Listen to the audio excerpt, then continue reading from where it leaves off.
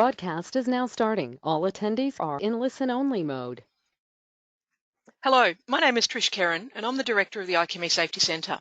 Welcome to this webinar today where we're going to talk about how chemical engineers and the scientific community are serving society during this fight against COVID-19. Unfortunately, we've had a minor technical issue this morning and David Platts, who was going to introduce this webinar, has been unable to get online with us. However, we will continue on with the webinar now. This webinar is being brought to you by your regional members of the Learned Society Committee. So this is part of making sure that we all maintain our connection with each other and continue to work together.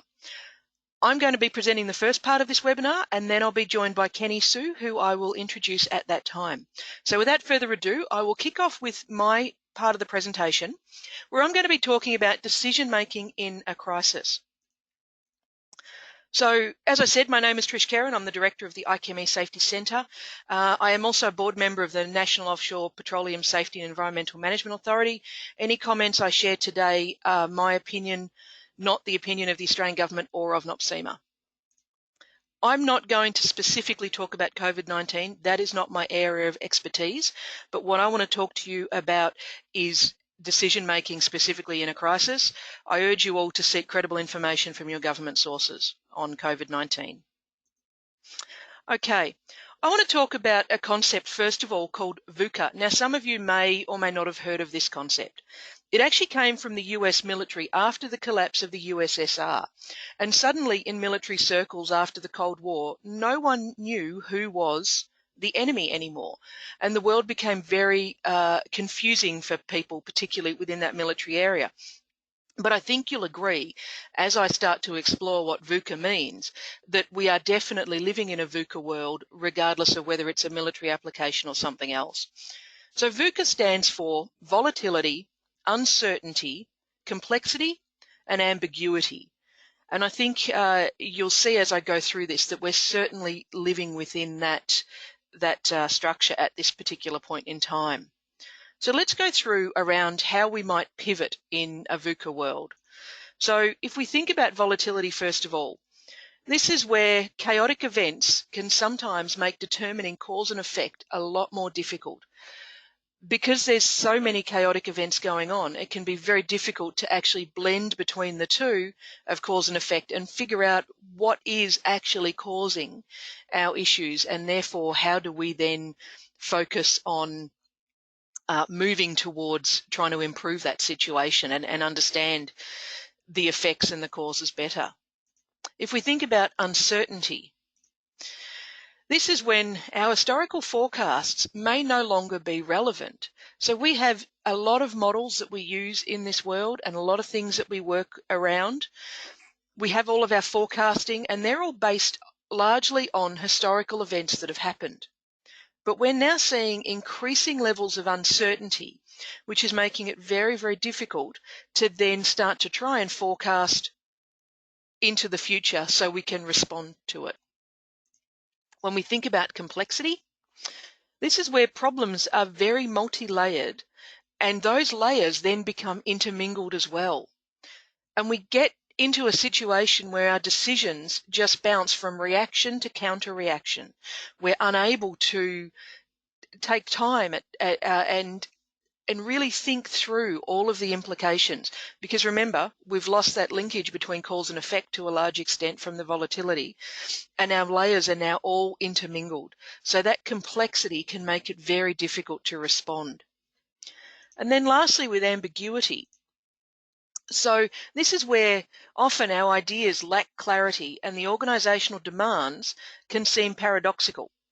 So the why and the how now become far more important than the what. And in fact, this is something I talk about a little bit in incident investigation activities as well. We delve into things trying to understand what happened, but often the far more important question to focus on and understand is why and how did it happen, not necessarily what actually occurred. And that's because the what will only tell us so much.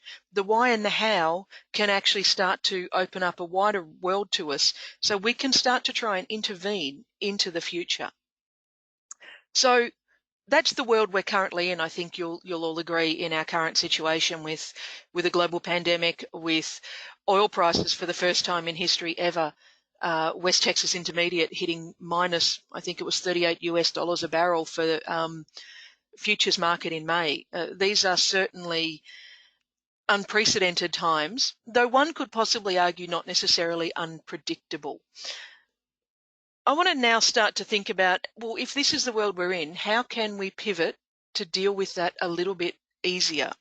So let's go with the idea of substituting volatility for vision. We need to be very clear on the future that we are trying to see. What are we trying to do? What direction are we trying to go in? That is a really, really critical thing that we need to try and understand. Instead of uncertainty, let's talk about understanding. So this is focusing on context, understanding the interconnections, and working backwards from the result you want. So we know what our future vision is. We're very clear with where we want to be. How can we try and understand those interconnections and then try and work our way back so that we understand where we've actually got to in that particular situation? So how do we increase our understanding at this point in time? Let's swap out complexity for clarity. Focus on what matters most. Now, we can't do everything. We can only monitor what matters. That's all we can do. But the things that matter most at the moment are things like trust, being transparent with our connections, and understanding our processes. We actually need to go back to some basics and really keep it simple. It can be very tempting and easy to slip into this complexity. As we know as engineers, the most elegant solution is actually not the most complex. The most elegant solution is finding the simplest way to achieve the outcome. But also as engineers, it can be very, very tempting to become very complex in our solutions, because we can get caught up into thinking that that is the most elegant solution, but it's actually not. And lastly, if we flip ambiguity, let's talk about adaptability or agility in our world today. So this is where the culture of making decisions and accounting for mistakes. You may have heard of the term fail fast as a concept of, if you're going to make a decision or do something, you actually need to respond rapidly and give it a go and see what happens. Now, often in our major hazard world, we try and avoid the idea of failing at all, because that can often mean lives are lost. But there are some things that we can fail fast in that won't cost lives. It's around our being able to be agile, to adapt to the world around us, to adapt to the changing environment and try and intervene and deal with what we need to do. This is about being flexible, being innovative, and then resilience, coming back at the end, bouncing back when it didn't work and giving it another go. Trying again is incredibly important in this process as well. So the idea of failing fast, I typically in the past have not been a fan of it. Because I was tending to focus it on, well, it's about failing fast. Well, if we fail fast in a chemical reaction, we could actually blow up the reactor and kill people. That's not what failing fast is about, though. It is about understanding, let's try something, but we still have to apply risk management to it. We have to focus on risk assessment and risk management and still manage the risks. Failing fast is not about throwing risk management out of the window. It's actually about embracing it even more deeply and really focusing on that, I think. So that's what I really wanted to focus on in terms of, let's take a different look at VUCA and how perhaps we can try and pivot in our thinking, our approach to deal with some of the challenges that we're seeing in today's world. Now I want to take you to a little bit of decision making. Now, fundamental leadership and communication skills are absolutely vital in any leadership activity or decision making going forward, and certainly in the past as well, but even more so now. A couple of weeks ago, I did a previous webinar on leadership and safety in uncertain situations, and I'd encourage you to take a look at that if you haven't. I'm going to touch on some of the things I talked about in that, particularly around decision making during a crisis. But if you want to view that previous webinar, it is available on the IChemE Safety Centre YouTube channel, or you can also find it on the IChemE Safety Centre webpage as well, ichemesafetycentre.org.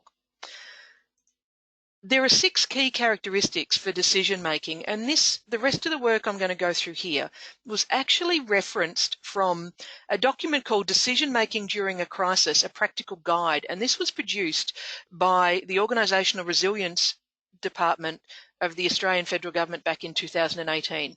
There's a lot of really valuable, useful information in here to think about. It actually talks about 6 key steps to decision making in a crisis. The first one, you've got to confirm authority and direction. Then you've got to establish psychological safety, use explicit and tacit knowledge, manage people's expectations, manage cognitive bias in the decision making, and then record all the decisions. So I'm going to briefly touch on these. I did it in a little bit more detail in that previous webinar. So confirming authority and direction. People need to know who's in charge, who is accountable, who's going to be making the final decision. We need clarity on this. They'll be looking for direction and answers. That consistency and clarity is so important at the moment.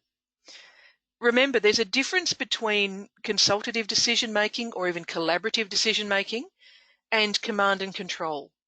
In a crisis, when decisions are needed rapidly, command and control is often a better decision making and leadership strategy going forward, but it does need to be used in the right way at the right time. Establishing psychological safety.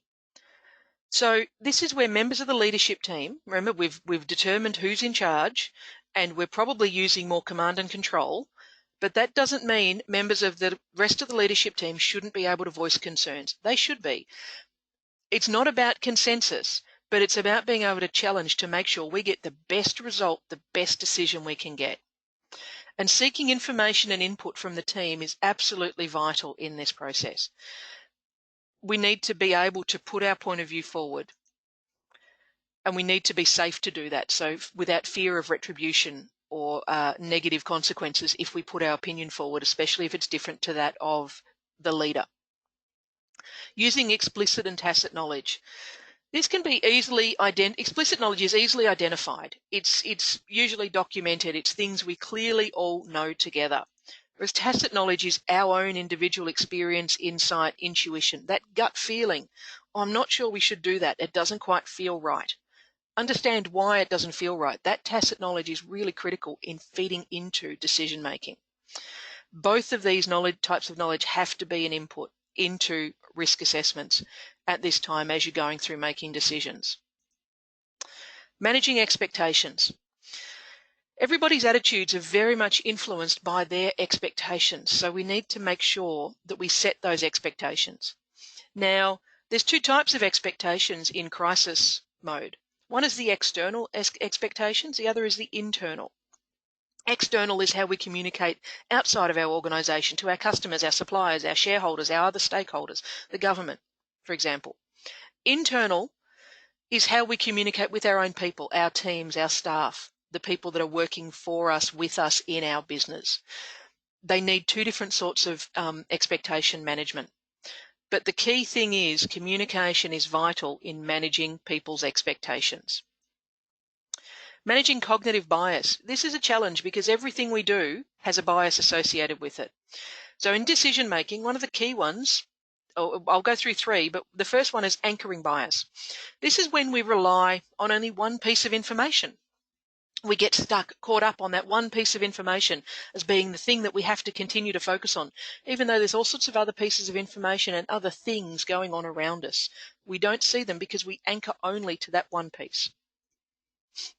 Confirmation bias. This is when we only look for data that assumes our assumptions, so that confirms our assumptions.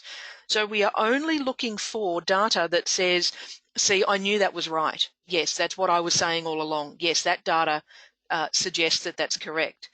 A classic example that's often talked about in confirmation bias is the Macondo incident in the Gulf of Mexico, which had its 10th anniversary back on Monday this week, on the 20th of April. That incident killed 11 people when they had a well blowout and the rig exploded and sunk. Also led to a significant oil spill that occurred for some 83 days, I believe. Now, the confirmation bias was there, that they thought when they did the concreting job that it was a good job. So they looked for all the evidence that suggested in the testing results that the concrete was holding and it was a good job.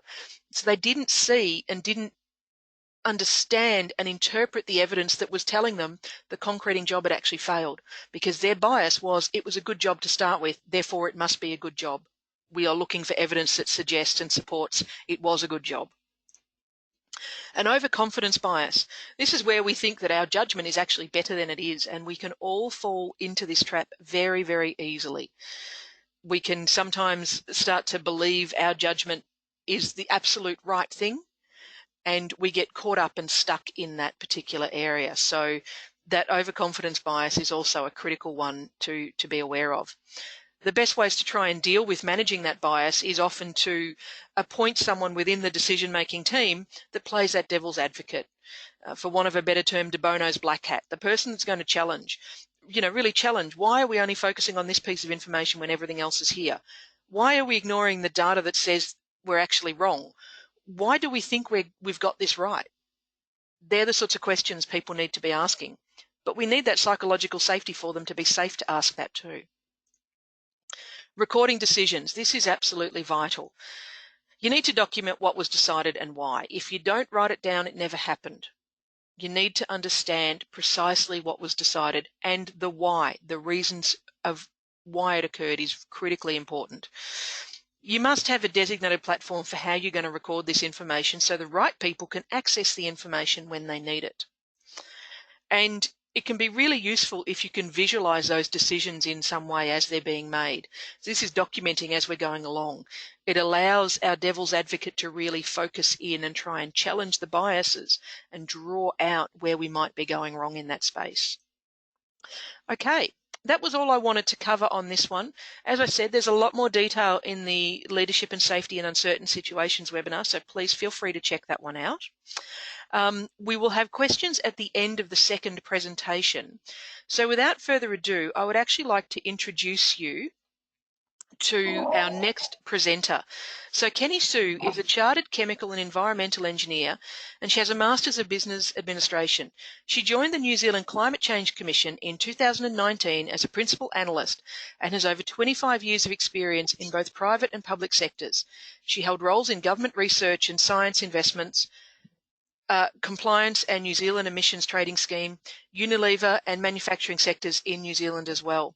Kenny is currently on the board of Engineering New Zealand and won the 2020 President Gold Award for her leadership as the Wellington Branch Chair. She is also the Chair of the International Partnership of Geothermal Technology. So I will now hand over to Kenny. And if you can just switch into your presentation mode, Kenny, that would be fantastic. Thank you. So thank you, Trish. So are you able to hear me? Yes, and we can see your screen. Perfect. Okay, so I'm going to turn my camera off so that I will then allow myself just to focus on the presentation itself. So thank you. So thank you, Trish, and good morning and also good afternoon. Thank you for the Institute, which offers the opportunity to share my conversations here with you. So firstly, I would like to say a big thank you to all the people around the globe who are working tirelessly supporting us during these unique circumstances. And my thoughts are with those who have been impacted by the virus. So as Trish mentioned in the introduction, so I am a chemical engineer who studied at the University of Canterbury in the South Island of New Zealand, and I have worked in both private and public sector after my graduation. So today also marked the 50 years of the Earth Day and also marked the 4 years Paris Agreement signed. So in 2016, today, 120 countries signed the Paris Agreement.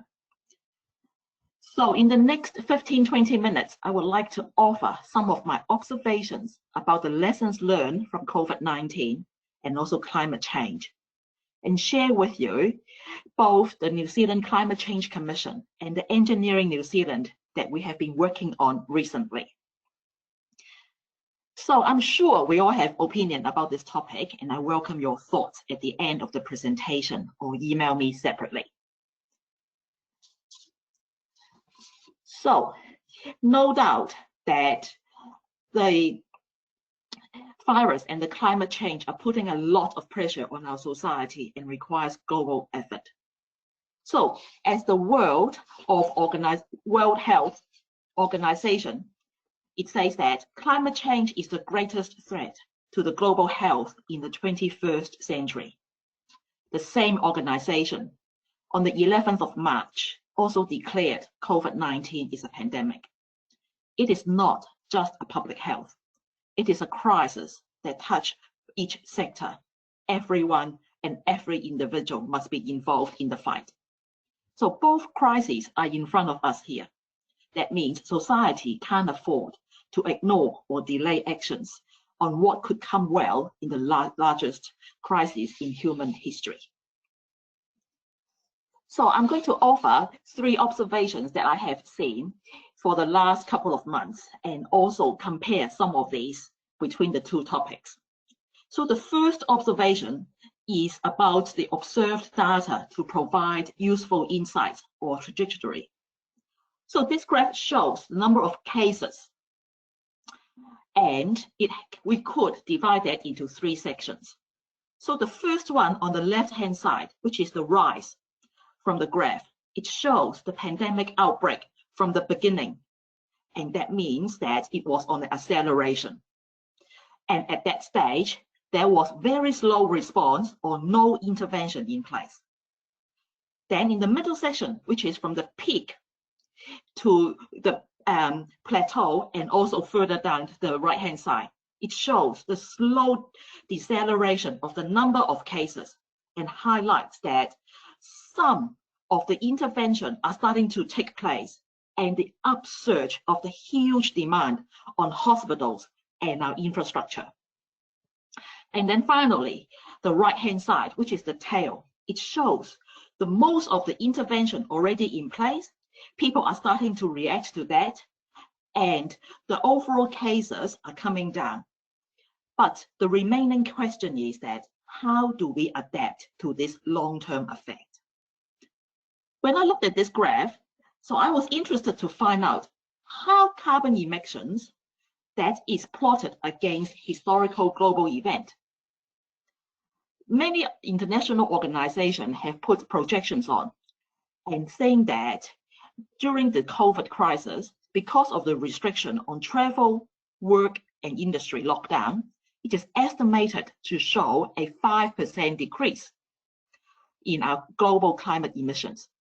The question is, can we sustain this reduction? So we look back in history. Back in 1945, carbon emissions fell by 750 million tons after World War II, and that lasted for 5 years. Back in 1975, carbon emissions fell by 100 million tons over 2 years during the 1975 recession. Back in 1983, carbon emissions fell by 1 billion tons over 4 years, back in the 1980s recession. Back in 2009, carbon emissions fell by 300 million tons during the global financial crisis and lasted for 2 years. So the reduction was short-lived. The rebound of the economy brought a much greater acceleration of carbon emission. We are now at the important stage to decide whether we will revert back to normal or design our new normal. So the same philosophy put into the Paris Agreement. So in the New Zealand Climate Change Commission, we have been tasked to provide evidence to the New Zealand government of how New Zealand is going to achieve the 2050 net zero carbon budget. And there is more than one pathway between now and 2050. The first piece of work that we need to do is to release carbon emission budget. So that span between 2022 and 2035. These 3 carbon budgets will be released next year. And it contains information about the mitigation of the whole of economy, our major sectors, and also the emissions reduction plan. This is important to both the government and business to make decisions to support our net zero carbon goal going into 2050. The next observation is about impact on our society. So COVID-19 is disproportionately killing people that are more vulnerable, such as our senior citizens, underlying health conditions, or frontline workers. Similarly, climate change is going to hit society that are most vulnerable and the first and most, such as developing countries or societal groups that can't afford to switch to low carbon technology solutions. And then the next observation is about looking inward, our mental well-being and anxiety.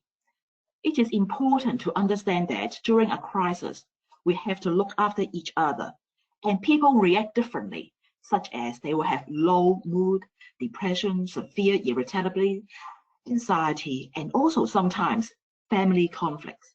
And because of this uncertainty, it also brings around isolation periods, financial losses, social stigma, and sometimes people feel very guilty about the potential risks that they bring onto each other. After these three observations, for the next section, I'm going to talk about going forward. In the Climate Change Commission, we have put forward 6 principles for the economic recovery when we are investing forward, going through that with a climate change lens. So, in the immediate term, we all have to restart some of the projects, but in the medium term, there are measures to stimulate the economy. So first of all, we need to emphasize on the smart investment decisions on low emissions practice and create jobs, and people are better off. So the first principle is to consider investment decisions now that are going to be long-lived assets for decades to come, and we should not lock ourselves into a high emissions pathway. Investments should also consider climate goals. The next one is bringing forward transformational climate change investments that need to happen anyway. So this will have multiple wins and accelerate the investment will have very, very big cumulative gains.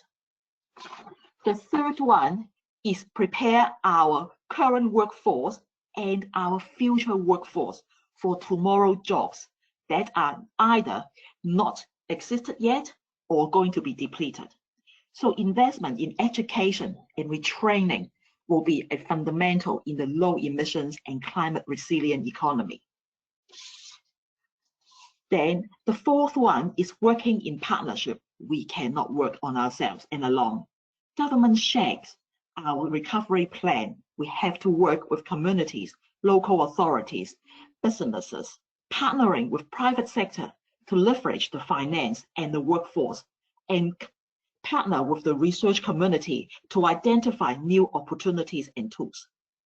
Number 5 is maintain the incentives to reduce the emissions and also adapt to the climate.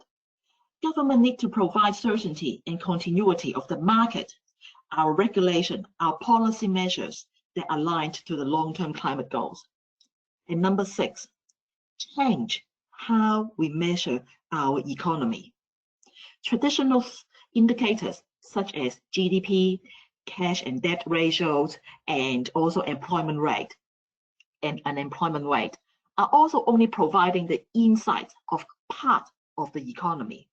We also need to include more indicators to make our society more inclusive, low emissions, and climate resilient. I've been also made aware that the Engineering New Zealand are also partner of the Construction Accord Steering Group. So this is a group that is asked by the New Zealand government to act as an advisor to senior minister on how the construction sector can be best supported and maintained during and after the COVID-19. As you probably know that during this lockdown, many businesses are unable to continue their business. So we put that into 3 phases. The first one is maintain the industry, encourage existing projects to continue, such as our planning, our procurement, our design, our consenting, and while the construction sites are now closed. Maintain our cash flow in the construction sector. The next phase is to restart. So once the restrictions are lifted, restart the work while at the same time keeping the workforce safe is critical. Identify what types of work could we restart, guidelines for working safely on construction sites. Maintain the cash flow, also important. Then the next phase, which is transform, to create a high-performing construction sector, promoting a better business practice, supporting mental well-being, and more efficient business model, and improve our skilled workforce. So that comes to the end of our presentation, and I hand over back to Trish to facilitate the next part. Thanks for that, Kenny. David, can you hear us?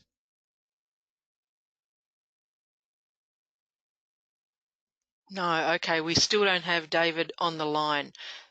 Fiona, do we have any questions that have come through from our audience at this stage?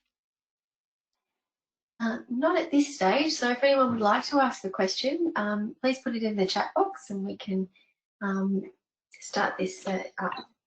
Okay, I have a question for Kenny, actually. So one of the things, obviously, as we keep moving towards renewable energy, the economics around that have largely been driven by the cost of traditional CO2 intensive energy sources, making renewables more economic as days go by.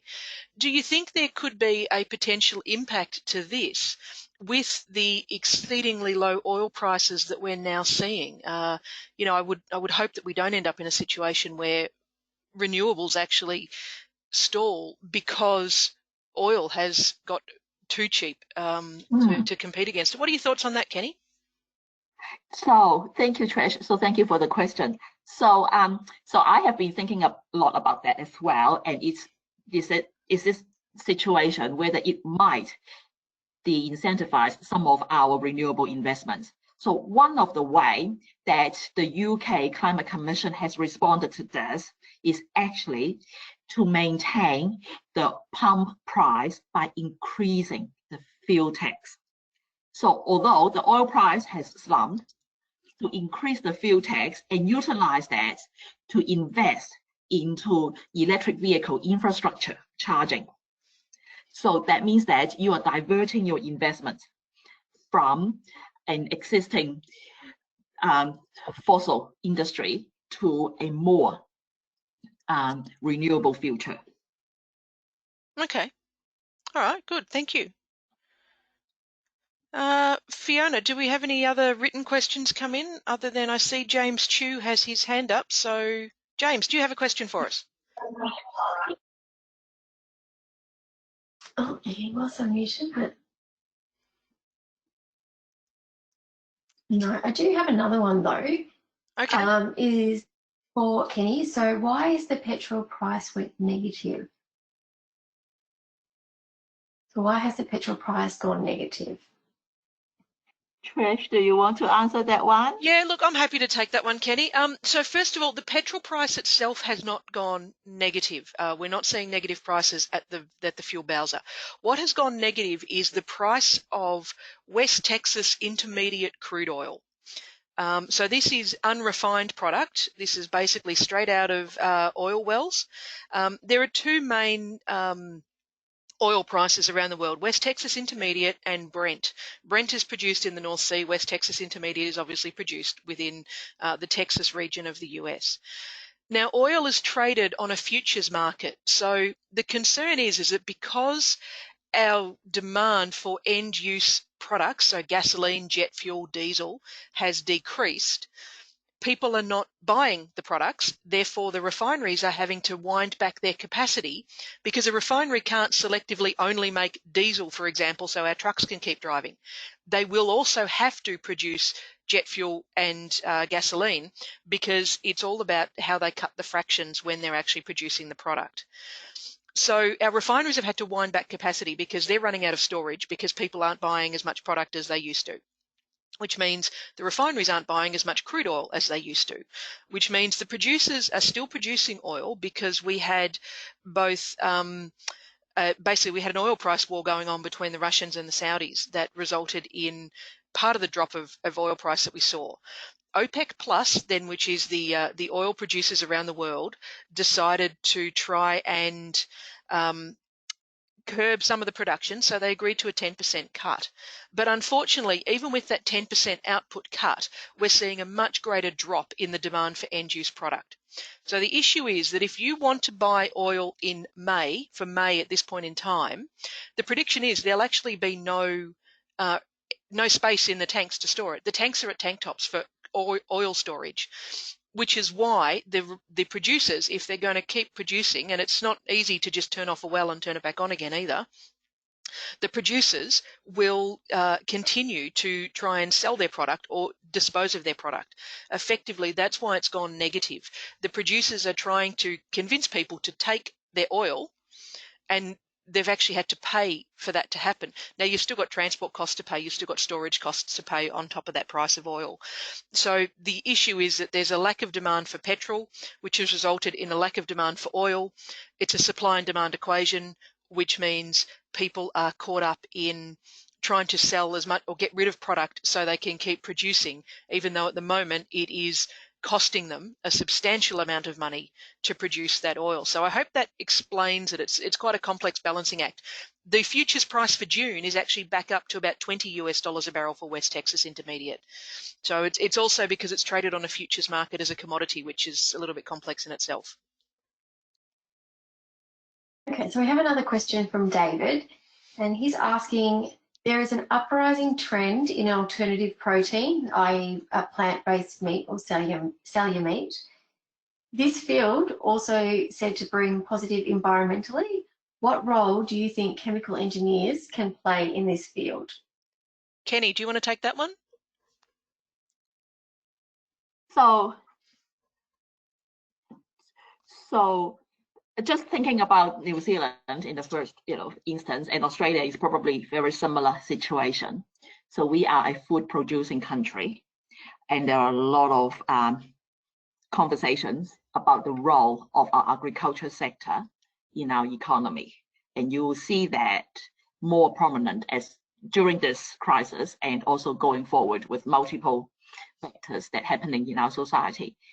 The role of chemical engineers are very important in the discovery of new knowledge and also uptaking the new technologies and exploring opportunities. I think there's a key role for engineers to play in this part. One of the things that probably be more aware of is also thinking about our customers as well. So most of the products that we produce are going to be driven by our consumers' decisions. And this will definitely be one of the opportunities to look into what are the alternatives or some of the different options offered to our consumers' choices. Definitely, yeah. Okay, Kenny, Kevin has another question for you, and he says, hi Kenny, regarding your point on measuring the economy with new metrics, would you care to suggest how that's done? So i.e. maybe GDP to carbon footprint ratio per capita. Okay. So thank you for the question. So what we have done in the not me directly, but in the New Zealand Treasury website, they have got is the well-being indicators. So that look beyond our economic indicators. They look into the society indicators, well-being indicators, and also our environmental capital indicators. So that will be the first point of source that I will look into. And also in the commission, we have also asking ourselves, what are some of the indicators that would also indicate that we are on a low carbon emission path? And there are a lot of discussions that we have to ask about specifically the impact side as well. So it's early stage, but when we release our emissions budget for consultation, I would welcome more conversations about this. So, but in the meantime, that I could only refer to is the New Zealand Treasury website. Okay. The next question we have is from Danny. It's in regards to crisis management. So for crisis management, should the leader be elected or appointed? And if it's appointed, how do they trust their followers? Okay, so I think for that question, Danny, the issue is that in normal times, we all have organisational structures where we have managers that are already in existing roles, and we already have people that we see as leaders within our organisations as well. Sometimes those leaders will be the same as the managers, and that's when life becomes quite simple to understand. When we then hit a crisis, that is not the time to be changing the leadership chairs and moving people around. We actually need stability at that time. So I think what we will then, what I would suggest is that we have to have the leaders that we had before this crisis started are the leaders we have to rely on to take us through this crisis as the leaders. Now, the trust issue is a very interesting one that you bring up. Trust is critical in leadership, and it's often something that we neglect during the good times because we just assume it's there. But the issue is in difficult times, trust is very, very important. And it's like a bank account. You need to keep depositing in positive trust so that when you do actually have to draw on that there's some there to take out. If you don't have trust in the first place, then there is no trust to use when needed during a crisis. So people need to build trust at the best times so that it's actually there for us when we really need it at the dire times. There are 4 elements of trust that are important to remember as well. The first one is sincerity. So does what I say match what I do? That's a key element. The next one's competence. Am I capable of doing what I tell you I can do and what I claim? Thirdly, reliability. How well have I delivered for you in the past? And lastly, involvement. Do I actually care about you and your needs at all? If any one of those elements is actually missing, there will be a trust deficit in that relationship. So we need to make sure that in the good times we build up that trust. We can still try and keep building it in the bad times. It's a bit tougher because there is distrust. Well, do you actually care, or are you just trying to get your own secret agenda through by forcing something because now you've got the cover of a crisis to deal with it, those sorts of things. And so it's not about changing your leader at a time of crisis. It's actually about rallying around and supporting your leader, because even more than that leader needs to succeed, you as the follower need them to succeed, which means you should be helping and working to help your leader get it right as much as you can, and they will make mistakes. Leaders are human, and that makes them fallible. They will make mistakes. You need to acknowledge that they've made a mistake and then say, okay, now we need to work past it. We need to deal with that error and work past it. The tempting bit is we then get stuck in the, I always knew they were like that, or I always knew they weren't going to succeed at that. I always knew that wasn't going to work. That's actually not helpful in a crisis. That's actually, you need to, if people are trying to improve and embrace and get better at their leadership, you need to give them the opportunity to do that, and you need to support them in doing that. And they will stumble and they will fall.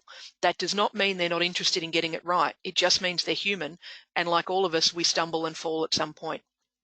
So we need to not be tempted to fall into the, I always knew they weren't serious, or they didn't care about me, or whatever. It's, okay, they've made a mistake, they're human. How can we all move forward together now?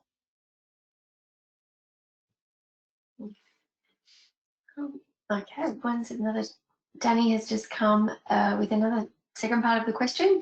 Managers do not necessarily make good leaders. Absolutely, that is very correct, Danny. A manager is not a leader by default, and a leader is not a manager by default either. We have instances in all of our organisations, I'm sure, where you will have people in different levels of the organisation that actually display great leadership even though they're not managers. So that's one of the challenges that we have. But unfortunately, when we are in a crisis, if the manager's what we've got to manage the crisis, we need to help them be a better leader rather than try and pull them down. We don't have time for that right now. We just need to try and and all come together and work on this together. And so that might mean that you need to be having conversations around, hey, maybe do you think we should do this? Or I'm noticing this, perhaps this is something we could do to try and counteract it. What do you think? Give them the opportunity to make the right decision. But I certainly agree with you. Management is not leadership. They're two completely different things. And just because you're a manager does not make you a leader. Absolutely. Do we have any further questions from the audience?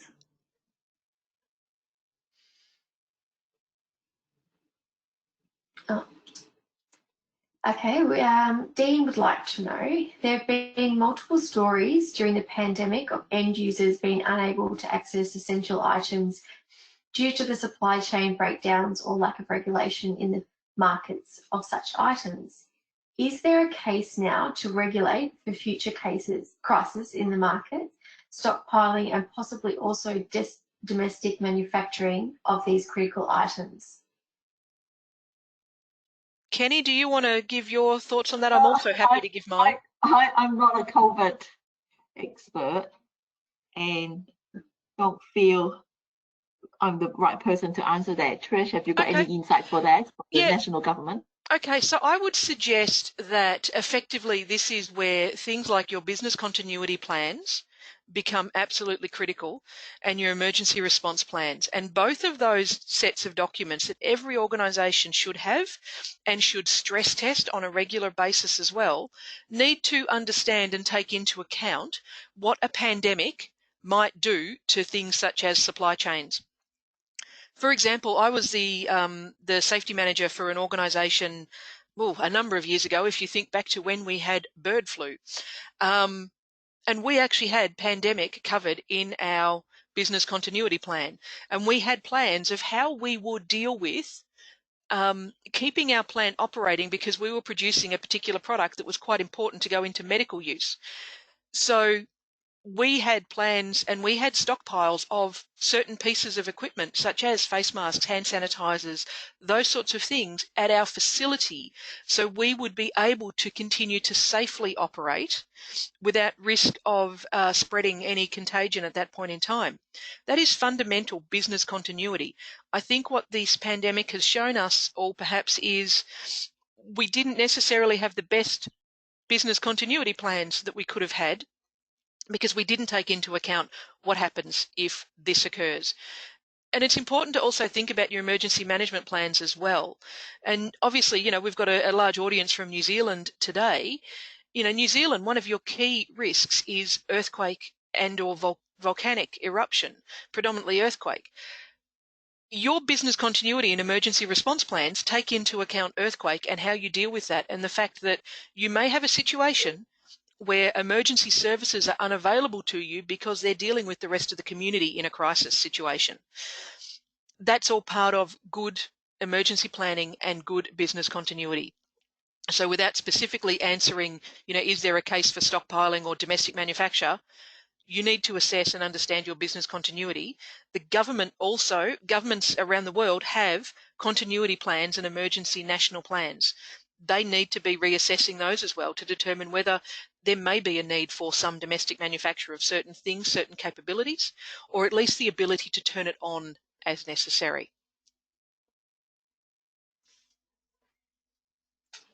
I think that might be all the questions that we have for today, Trish.